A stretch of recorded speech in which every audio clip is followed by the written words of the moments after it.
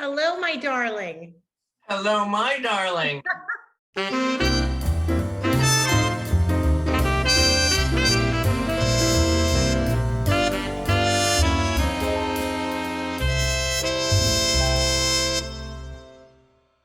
A full yellow moon is obscured by clouds and the tops of trees. Aaron stands in a corral in front of a horse stall. Yellow light warms the wraparound porch of a large two-story house. A woman glances at Lutz. She places her pass in the hand of the child next to her. She kneels and kisses her. Lutz takes the girl's hand. The woman's chin quivers, her eyes fill. Fingers trace a raised line map with braille from the top to the bottom. My destination, Portugal. A young woman lies on a bed on her stomach. Her brown hair is pulled in a ponytail. The balloon floats past another sign that points to the right. It says armadillo. The mouse pulls the banana. The giraffe steps on the string. The mouse tugs. They performed live together only once more, on the rooftop of their offices in central London. Savile Row, 1969. Don't let me down. The dance begins. 7 women in long white backless dresses to the left, and 2 couples on the right. The women and the corps de ballet are on point as they move in unison, lifting their arms above their heads and turning together. The bridge goes out of focus and dissolves into a gray haze. Drops of red and black ink spread across water's surface, billowing into faint clouds of diluted color. Thin, rough brushstrokes appear, slowly forming a handwritten title, States of Grace. Woman of her word. That's lovely. Oh, I like the way you said that. What That's a voice. perfect. You could hear the voice right now. And it goes with the heart because she has one word. Oh. Media accessibility consultant and public speaker, a disability advocate and philanthropist.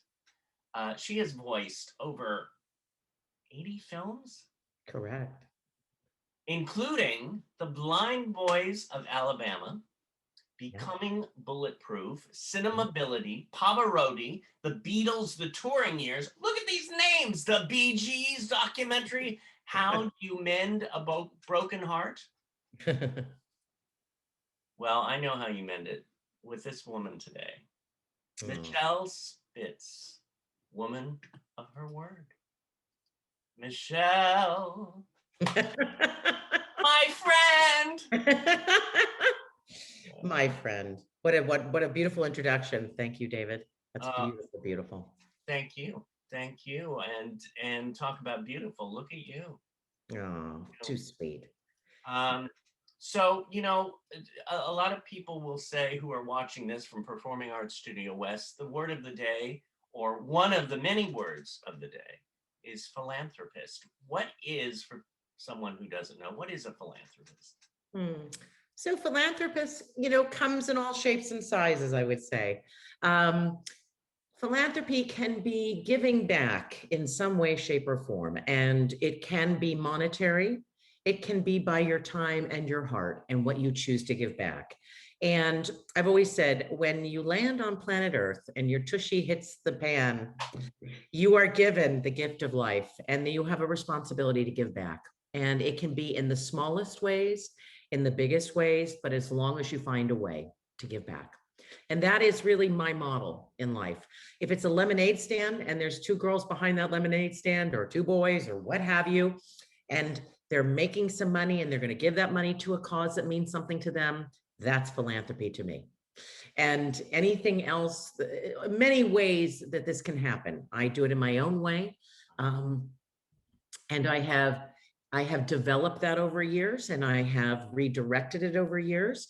In my particular case, my voice is philanthropic in itself. It's in terms of my voice that I donate to narrate films for the blind, the money that I give to underwrite programs for people with disabilities in the arts, or seniors or veterans, underserved communities, so they can participate in the arts, whether as an artist, behind the stage, off the stage, in front of the camera, behind the camera.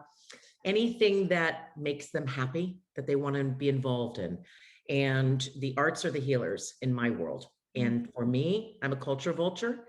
I want everybody under the sun who would like to participate in the world of arts and culture to be able to without any limitations whatsoever. So my goal is to make sure that happens either on my dime or with my voice, where I am able to narrate movies and make films, and I can museums and all the things I work on accessible to low vision and blind audiences. Now, So it's a very different way of doing things. why? How did you? What? How did you get this? I mean, how Oh, did you well. get this heart? Where did this come from? Oh, that's a beautiful question too. I'd have to say, I'd have to thank both my parents. My mother was a poet, and my mother had an enormous heart. My mother was constantly giving to people and very understanding of all kinds of people, really very compassionate. My father was very directed in his philanthropy, also very generous, gave to a lot of different causes, and also very humble. And that humility and that philanthropy and that generosity from both of them, I truly embrace. And that's how I live my life. Yeah, and it shows. Thank you. It shows. I'm taking it in. I'm taking it in because I'm feeling, I'm seeing your parents as you describe them, and Oh. and it shows through you, their love, their I wouldn't say training, but their bring the way they brought you up has blossomed into what you do. It has, and I wish they had lived long enough to see it. They didn't, but I'm sure they're seeing it from a distance. I know they'd be very proud, and they would be amazed. My mother was a movie junkie. Her father owned movie theaters in Europe for a period of time, and my father was a very big fan of opera and ballet. And my father's background has a lot of music, a lot of orchestra, a lot of musicians. There's a big lineage on his side of really established musicians that go way back. And on my mother's side, her father and her brother, actors at different times in their life. She sort of played a little bit in acting. And so really, they enjoyed the arts, but I enjoy the arts even more than they did. And so it's really interesting how all this happened. And my background is in broadcasting. So my voice is my tool, whether I'm using it in conversation or whether I'm using it in my skill set in communicating in general, or whether I'm using it to convey storytelling in my audio description when I narrate movies, and my public speaking, so that I can embrace people and that they resonate with what I'm talking about and that they feel something, rather than dictating to people what we do and how important accessibility is for everybody and equal access. I want to see if they can experience what I'm saying, and some part of them, their heart is reached and they resonate and they understand why equal share to the arts, whether they're in the facility or whether it's access to a facility or whether it is something that a blind and low vision patron or a deaf and hard of hearing patron has access to, because we all deserve to be able to experience everything and at all times, whether it is museums or movies or what have you. So it's an interesting story, but we can't help but talk about how this started, David, because it's you. Well, me. Yes. So can I tell the story? You could tell the story. I do want to mention one thing that you were saying there, and it's fascinating with you in the sense that you have such a range in your voice. Mm-hmm. And when you do your voiceover work, I was listening to you and I felt like I was sitting in a big cushy chair and very focused. You capture people with your voice, yet it's sort of like you feel safe with you. Oh, that's such a beautiful thing. What a lovely, that's a very lovely comment. So I don't hear it the way everybody does because I'm the person doing it, right? Many people tell me that my voice is very soothing and very comforting to them. And when you say safe, I align that with comforting and soothing also. The person I do most of my work with who directs me He's always, from the moment he started with me 5 years, he said, 5 years ago, he had been introduced to me and he was directing me. And he said, I don't think I've ever heard a voice quite as mellifluous as yours. And I thought, mellifluous. And I've heard melodious, I've heard mellifluous, I've heard all kinds of things. And so if that is what I impart, and that I'm invested in what storytelling I'm telling you, because I have a very big responsibility. For a person that doesn't have their full vision, they are depending on me to create in an audio format, painting a picture with words, and they have to trust me that what I'm telling them is what they aren't seeing, so that they can assimilate what they're hearing and then what I'm describing, and they're envisioning the entire picture at once. So I can't afford to not convey it with all my heart and with as much accuracy as I can, but also not to interfere with the story itself or the content. I need to just be that secondary audio, and I need to complement the content. And that's what I do. I go into a zone. Cliff has always said that too. We just had a conversation today. I just finished Crutch and I finished Not Going Quietly. And he said, I listen to you and I watch you, and you go into the studio and you go somewhere and you go into a zone and you're extremely focused. And it's like this incredible space that you create. And I think it's because I care so much about what I do that I want to honor it. I want to honor those that are in the story. I want to honor those that created that story, the filmmakers, the subjects of my film. And I'm so lucky because 80% of the time I get to meet them.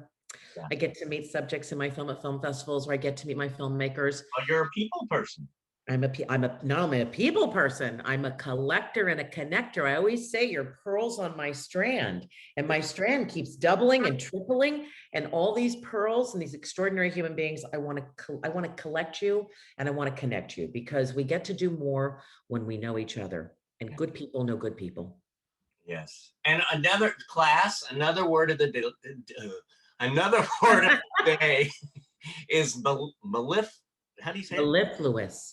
Mellifluous. Look that up. That is your homework assignment for the night, if you don't know what that word means. I didn't know when he told me. I had to look it up. I should know. Now I've heard it so many times, of course I know. Yeah. But you know, it's a lovely commentary. And I'm so glad when you say safe, because that means a lot to me. I actually use that word myself sometimes with certain friends. I'll say, you know, when I get to hug you or I'm near you, I feel like it's a safe landing. And that, if somebody thinks and feels that I make them feel that way, I don't think there's any greater gift you just gave me. Well, it's true. I mean, I'm sitting here listening to that voice, and you know, I mean, you have it. Now, you were saying, how did you get started in this? Oh, David Zimmerman. So it started with another friend of mine. I was in a completely different industry. I was in marketing for real estate for 25 years. I have my degree in broadcasting. I did not really use it. And I went in another direction, like many of us do, until one day, a very close family friend of mine said, you know, what is it you'd really like to do with your life? I said, it's not this, that's for sure. It's not marketing. It's not real estate. I fell into that because I was involved with someone I was going to be married to, and I started working with him. I said, you know, I really wish I used my voice. It is my gift. And I don't know, it's probably too late in life. Well, at the time, I was 49. I think I was 49. I know from that, maybe about 48, I started traveling back to LA from San Francisco, and I started voice lessons. And I had no idea what I wanted to do with it. And I just went with it. And I thought, okay, I'm going to do this. And I did it for about a year. And then all of a sudden, she introduced me to another woman who does training for dialect. She's a dialect coach to Kate Blanchett, so on and so forth. And she's incredible. She's been around for a long time. And she found my voice sort of intriguing, but no one talked about audio description until David Zimmerman, who, of course, we should tell them we've known each other for a long time. We're friends. I know that guy. Who? David Zimmerman? Yeah. David Zimmerman is responsible for a very unique experience I shared. So David, I've been going to see David's classes, and I was fascinated by the work that you did, which inspired much of my philanthropy in terms of supporting, you know, all these different individuals who want to be in the arts. And you really were a role model for me. And at which point you alarmed me and told me I needed to stay in Los Angeles longer than I should, and that I need to meet somebody that you don't know a whole lot about, but his name's Mark Bovey, and that he was with Universal Studios for 25 years. And at the age of 50, he decided he was going to retire and go into accessible film, of which at the time I knew nothing of. What is accessible film? Well, everyone and their mother asked me that now. And in those days, I was them, right? And then we went and had lunch together, didn't we, David? And Mark Bovey was a very intriguing, unique man, and kind of high energy all over. I didn't quite know what to make of it. And I thought, I don't know what this man's talking about, but okay. And then you got me in a hot mess. And I'm kidding. And then Mark Bovey said, I wonder if you'd come with me to Northridge. I want you to meet a blind proprietor of a business where they create audio description for film and television. And I'd like you to audition for them. I said, for what?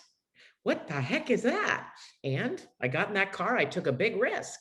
And it was the beginning of my entire incredible career I have now. And I went in and I auditioned, and I met Joanne Dean at the same time. She was photographing the audition or filming it, what have you. And I met Rick Boggs, and he said, you have a very good voice. This might, suit you very well. And then it turned out that Mark Bovey was creating a film panel, right, and there was a short film, and it was going to win my hero. It was like a hero project. And he asked me if I would consider narrating that, and I did. And then the panel was a full-length film called Driving Blind, where both brothers had an eye disease where they potentially could lose their vision altogether, of which one has now and the other has not. He's actually an editor for the Housewives of Beverly Hills. Yeah. And they didn't have the finances to pay for someone to audio describe Driving Blind, and they wanted to premiere it on a film in San Pedro, I think San Pedro Film Festival or something like that. And fast forward, I spent 4 hours in the studio. I narrated that entire film. I funded it, and I walked out, and I've always told everybody else, I claim it till the day I die. Yeah. I literally had a sensation from head to toe. I had goosebumps when I walked out. It was like the universe had wrapped this juicy red bow around me super tight and said, this is why you're on planet Earth. And I changed my entire life from that day forward. And 80 plus projects later, underwriting audio description for all these projects and doing what I do, my whole life changed. And I traveled from coast to coast for the last 7 years so I could understand what. So in 7 years, you've done 80 projects. Yeah, 7.5 years, of which 80% I funded the audio description for, and I produced. Well, I remember going to that screening and hearing of that movie, Driving Blind. You did? Yes. I wasn't there. You weren't there? Oh, no. Well, it felt like you were there because I was listening to your voice. I never knew that, David. I did. I went to, I think it was San Pedro. It was San Pedro. Yes, I remember the older theater that we went in, and it was great. And I met. Yes. You met the gentleman. I did. It was what a wonderful film. Yeah, it is a wonderful film, and it ended up going on Canadian television on AMI.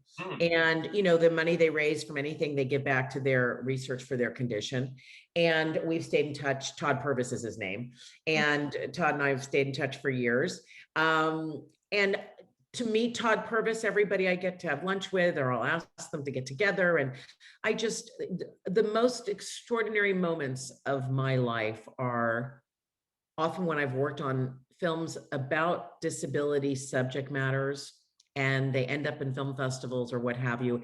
And I get to finally meet the subject of the film. I'll show up at a film festival, and I may have already met the filmmaker, but not the subjects, or maybe not either. And I'll show up, and I just, my whole heart, and I get teary-eyed, and I get to walk up to these people and say, thank you so much for letting me tell your story.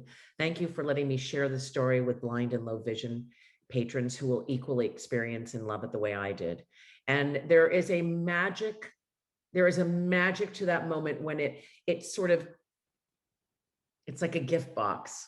Yeah. It's like the lid on the gift box when I finally get to meet them, because they're such wonderful people. I've met the most extraordinary people over the past 7.5 years.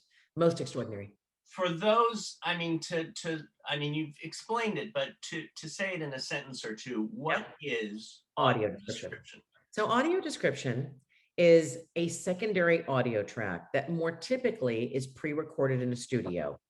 And what happens is any type of a film where there is dialogue, there are natural organic pauses between dialogue. And a person who has low vision would be, for example, in a movie theater or at home or watching television, and they would be listening to the dialogue, but the visual content and the natural pauses, there is nothing there for them. It's vacant. And so what we do is we time code. I hire script writers. It's very laborious. It takes maybe 9 to 10 hours to write a script for a 2-hour film. They are time coding it organically between pauses.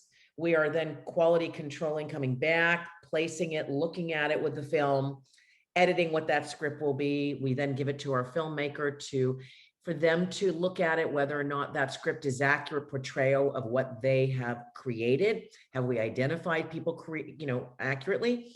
If there's text on screen, for example, it could be any type of a film like the Bee Gees. And in 1970, the Bee Gees performed at the Cow Palace, la, la, la. You wouldn't be hearing them say that. You might hear, yay, in the crowds, but you won't know where they are.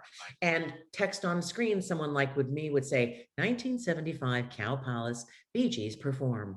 Okay, and that would be naturally right between dialogue. And I like how you say naturally, because even the way you said it, it does it, but it doesn't get in the way of the experience. Of the film, of the content. No. And if it's done very well, David, if it's done very well and time coded very well, and the script is written very well, and you voice it with the right tone and you don't interfere with it, but you deliver it in a way where it's very complimentary, like I said earlier, it can be beautiful. I recently worked on a wonderful film, Tenzin Gyatso, which is the documentary about the Dalai Lama.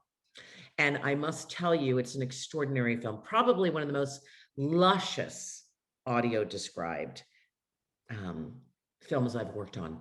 There is so much visual content all over the world, and the Dalai Lama and what he's doing and what's happening and the text on screen and where are we in the world? Are we in Tibet? Are we in China? Are we at his home, his original home? The prayers, what he's doing. Oh, even the way his hands are when he's praying. I'm describing every detail, colors, clothing, setting, body movements, facial expressions. But my goal and my job is not to have anyone told how to feel, what it is. We are letting you arrive at it. So instead of saying, he looked terribly unhappy, we say, his mouth turned down and a tear dropped from his eye. And then someone can decide, is that sad? They decide. We're not here to tell you.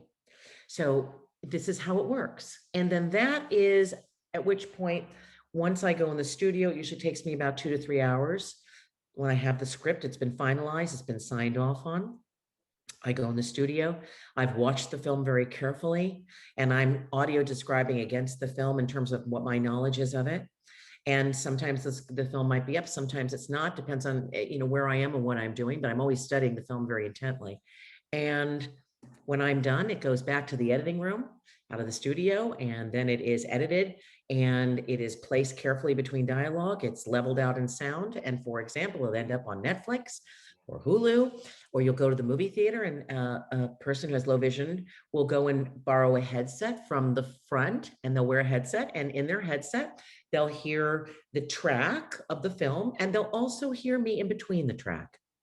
And then a person who has low hearing, hard of hearing or deaf, will have a captioning bar, and a captioning bar will sit on the armrest, and then the captioning bar will be here on a sort of a rod, and the captions will be going right in front of them.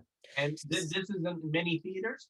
This is all theaters by law are mandated to have a certain number of headsets for hard of hearing. And well, hard of hearing is one thing. Hard of hearing, there are headsets where they both have audio description and hard of hearing. So the hard of hearing means someone has low hearing, diminished hearing, and they could enhanced hearing would be the headset. Also, the headset is for people who have no vision and hear my narration track. For people that are completely deaf, they are having or rather, they want the captions, okay, then they use the captioning bar. There's Google Glasses, there's apps now on telephones for all of this that you can bring in. There's all kinds of things. But basically, the bottom line is this, that most people know about captions for hard of hearing and deaf. You'll see captions on your television, you turn it on in your secondary audio program, you'll watch it on CNN or gosh knows whatever you're watching. And it's similar to that. But for many years, captions have been more understood and more readily available, whereas audio description, while it existed, was not as available. So movie theaters are mandated to have the equipment. And now very large percentage of films that come out are audio described in caption, and they should both be with every media piece. It shouldn't be just captions or just audio description. It's a pair. I always say it's a pair. And I furthermore tell people that many filmmakers are very excited about international distribution, and they can't wait for their films to get to foreign countries, and oh my God. But we have two other languages that are inherent to our native language, and we are overlooking them sometimes. And those are languages for the hard of hearing and deaf and the low vision and blind, which is captions and audio description. So maybe we ought to consider those first before we think about foreign languages. Now I'm gonna be, for this moment, Yeah. devil's advocate kind of thing, Okay. and say, when these people say, oh, well, why should I do this? What is it, the investment? What is the investment for me? So the investment's very easy, and I get that question all the time. I do a lot of public speaking. So people could wait and see if they get distribution, and Netflix will automatically add audio description, or in most cases, Hulu, HBO Max. Now my Bee Gees film is on HBO Max. The idea is this: many films' trajectory take various routes. Okay. Some often start at a film festival like Sundance, and they get distribution as soon as it's screened at Sundance. There are voters who are voting for those films, getting awards, South by Southwest. I know for a fact that Sundance now, for its second year, is now using audio description, never been used in a festival before. South by Southwest is doing the same thing. There's another film festival, which the name escapes me right now. It is equal access from the moment the film goes out the gate, meaning that festivals, education, that film should go out with captions. Captions are mandatory now. So the captions and the audio description should be part of that journey, wherever it goes. And if you get distribution, you also want to say, I have the audio description as well. Please attach it to my media. And by the way, not only are you going to experience it possibly on television, possibly on streaming, digital media, it also is on airplanes, it's on cruise ships. It goes in many, many directions, educational outlets, a lot of KQED, a lot of different ways. So it should be there, because if it's a line in your budget that's already been paid for, you received a grant from someone like me, you've been gifted this. And we are gifting something that low vision and blind patrons should already have access to. Right. It should be there already, but it isn't always. And, independent films don't always get it, or not every film gets distribution, but why shouldn't everyone be able to experience somebody's beautiful artistry in their work? So that's why we do this. And really, wherever it goes, it should be accessible to everybody. Doesn't matter where it goes, as long as it goes and everybody gets to experience it. And that's how I see it. And that's what I propose to people. But I also, I educate people. I take my filmmakers on a journey with me. Many are, oh, what's this? Oh, I didn't know about it. And they get a grant from me, not knowing they're getting one. Like NIWIFT, I create a grant, which was never in place. I sit on a panel. I've done it for now, 5 years? And we pick a disability film. Many are submitted, and it's a Lorene Arbus grant. They get a finishing film grant. And I added the captioning and an audio description grant. I thought, wait a minute. We have a film about disability getting awarded a finishing film grant. We need to tell them about captions and audio description, because this is a film about disability. And we want other disabilities to have access to a film about disability. But we also want people who don't have their vision to have access to every type of media, not just disability, but disability, undoubtedly, that's the right thing to do. So I'm in my 5th or 6th year of that now. And basically they receive a grant from me, but many of them, even though they're doing a film about a disability subject, have no idea what audio description is. Right. And they'll say, I'm sorry, what is this? And I thought, well, you're going to go on a new journey with me. And I take them through the journey. I teach them what it is. I have them experience it with me. And I want them to teach their fellow filmmakers and colleagues and talk about it. So more of us are learning about it. And by the time they're done with me, they also know that I'm going to help them get it to distribution. I'm going to make phone calls if I have to their distributors. I'm going to call the network. I'm going to do whatever I can to be sure that audio description gets to the designated audience. And so I'm along for the ride. And if they come back to me a year later and say, I just got distribution on PBS, I'm going to send it to my engineer editor. I'm going to get it cut down and I'm going to get it audio described to the specs that are needed. You know, this couple words keep on going in my head. Thinking, I know this is, I'm sound effects man. And one of them is focus. Your focus is amazing. And as you know, as we go through life, we meet people who we are the teacher at times and they're the student, and then it just somehow morphs into they're the teacher and you're the student, and sometimes it's both. You know, you're both at the same time. So I'm hearing this and seeing your focus makes me see the doors open for me. Sometimes we feel like, oh, how do I get to the next? You know, you're the doors.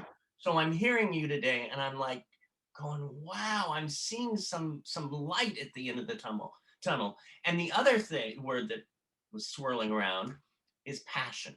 I see it in you, and you've been describing how it is in your work and in your life. Yeah. And a lot of people, another word, mellifluous comes up a lot, and the other word is palpable.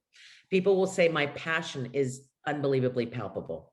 So really, nobody really expresses my passion the way I do. That's why when I do a lot of public speaking, I'm invested. I'm very invested in this. I'm heartfelt and I'm invested. This is not a job to me. This is a cause. And I have a large responsibility to enlighten people that this is something that's important and we need to consider it. And, you know, I'm at the stage of my career, because I've been doing this for so long, that people will say to me, well, what else could you do? And so my response to that is I'm often in public places, or I'm on an airplane traveling all the time for my work. And people will say to me automatically, you use your voice, don't you, for your career? And my response is, yes, I do. What do you do? I said, well, do you have about 10 minutes, 15 minutes? I said, this is going to take a little while, and I'll describe what I do. And it's fascinating because 90% of the people get closer to me. They actually move in towards me because they cannot believe they didn't know this. They can't believe what this is. And they are so deeply moved and sort of enchanted. And they'll say to me, a whole new world. Yes. And they'll say to me, which is very interesting, you must sleep really well at night. And I respond, do I?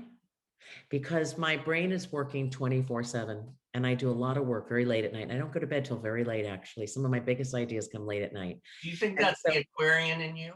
Oh, that could be like you. Could very well be. It's the heart. The heart is pumping and working and passionate. And my thought is that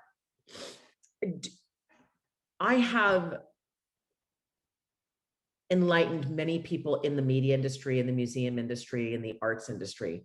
What I feel is missing, and I want to be part of, is I want audio description to be known by all people. It's newsworthy. Most people you talk to will know what captions are. They don't know what audio description is. Everybody knows somebody that knows somebody who has low vision, hard of hearing, deaf, blind. Everybody knows somebody. And this should be common knowledge. So my next trajectory, in addition to what I already do, because I won't be giving up anything. Yeah. I want to jump on that message. I want to jump on that in the sense too, as everybody knows somebody, and this just went into my thoughts. And at any time, we could all be in that situation. Yes, and I try not to say that, David, because that is and I respect that. I know a lot of people do that. I stay away from that because, first of all, I think that's frightening to people. And Yeah. to say to people, well, you could be that person one day. That is not the way to enlighten people. Right. It's an interesting commentary. I would like to say that we all know people that have needs and they change over a lifetime. And that's all. Yeah. We don't need to threaten people about what could happen to them. I understand it, but it's not a conversation as an advocate. I don't use that kind of dialogue. I know a lot of activists do, but I choose not to. I'm not here to slap anybody on the hand. I'm not here to force them into a thought process. I'm here to enlighten you and embrace you. And I want to use my humility and my knowledge and my experience and my voice to raise the bar. And so it's my perspective I come from. I want to stay on the very optimistic, positive perspective because that is the healthiest, I feel. But I understand that other commentary. It's just not the commentary I use. Well, I hear it. I mean, I hear it. And it's also, seeing as I get older and every year something else changes. Right. And that's true. And you have a mother who's 95. Her hearing is diminished. And sometimes I go, huh? So I think about that for myself. So I that's when I go there too. And I do it. I don't do it. And I see what you're saying too is the threatening. But for me, it's like acceptance and also the knowledge that there is that cushion of people like you helping to have this other availability for all people. And listen, the other thing is there are perfectly able-bodied people who like to listen to audio description. English is a second language, and they like to hear English and audio description because it fills in things they didn't notice. Look at audio. books. Well, and Netflix has actually noted it as in cases of audio movies. You could be cooking and you like a movie and you don't have time to watch it, but you're listening to me narrate what you can't see and you're busy making your pasta. Oh, is that what that? Oh, yes, I get it. So and they're probably saying, "Hey, isn't that Michele Spitz?" but seriously, I want to say it's for everybody. And we all live, we go through things, we change, our bodies change. It's a universal access to the arts and to culture. And I think we need to, I want to look at it more universally, more globally, and more holistically. And so I did a panel recently when I did my panel for Sundance. Yeah. And I spoke to each one, I curated it. I did it with respectability. I chose the panelists, 2 were already in place. I chose the remainder and I carefully chose them. And I had about a half-hour conversation with each of them before the panel. And I said to every single one of them, nothing negative on this panel, nothing negative, all positive, and every reason that people should believe and want to embrace and incorporate audio description, not one reason not to. And that's my model. And it was very powerful. That was a really wonderful model to follow. So instead of complaining and kvetching and this and that and pointing fingers, well, they don't this and oh my God, it's more, this is what it does for us. This is how we do it. This is what we get out of it. We're here to serve. Ooh, my next question was, what brings you the most joy in your life? But I'm seeing it, everything you're talking about, but what brings you the most joy? I would say this has been the happiest time of my life. The most fulfilling time of my life have been the last 7.5 years. I would never have imagined that I would have studied audio, I would have studied voiceovers and I went in another direction and that I would arrive back full circle, but not only it just as a voice, but a voice for the eyes that can't see, a voice that has such cause and that I have this gift and this honor to do this work and meet the most extraordinary people like yourself. There is no greater gift. This is it. And I just want to make it bigger and better. And I love meeting people and I love knowing people. And it just has expanded my life and my perception and the lens in which I look through at the world and how I internalize things and how I view the world. And it really sets a precedence of inclusivity and devotion Mm. and bringing us all together, not separating us and pulling us apart. We're meant to come together. Not just your voice, but the words that flow out of you is, again, I don't know. I was going to say like butter. But it's like it's that soothing. It's that I see my little brain cells going, because it's like, wow, what language. You have such control and of your language, but it's not even control of it. It just flows. It's But like music. it's like, well, then you can use the other word, melodious, as they would call me, melodious and mellifluous. It's like a melody, but I've always said I'm a singer. So first, I'm a singer, right? I don't perform anymore. I used to perform. So music is my heart. Life is music to me. So when I do my voicing and audio description, when I'm speaking, it's a melody. There's a melody there. There's a rhythm. And that's how I connect to the world. And that's really part of what I do. So depending on who I'm speaking to, depending on what I'm talking about, I connect. And that's how I connect. You know what came to my mind now too was we have several people at Performing Arts Studio West and Meet the Biz who are animators. Yeah. And voiceover artists, and some are doing it and some want to get into it. Yeah, of course. Two things that came to my mind was how do you get into voiceover? And the second part is, do you ever, if a student comes up to you and say, I love your voice, I have this 5-minute animation cartoon that I did, what do you, how do they get out? How do they hire you to come in and do their 5-minute short or something? Yeah. Well, there's a number of things here. So I teach the Respectability Audio Description Lab. I'm going on my 3rd year, I think. And so, as you have done the lab, and, we have about 30 students that are in their career track in media. And what I do is, and I did it with Lights, Camera, Access 2.0 last year. So my feeling is this, I'm going to comment on a couple of things here. Okay. Voiceover is part of it. There are skill sets across the board here connected with audio description in my field. And I believe that there are many areas, depending on what your skill set is, where you might find that you like it or resonate with it. You might like to write audio description. You might like to time code it. You might like to story tell it.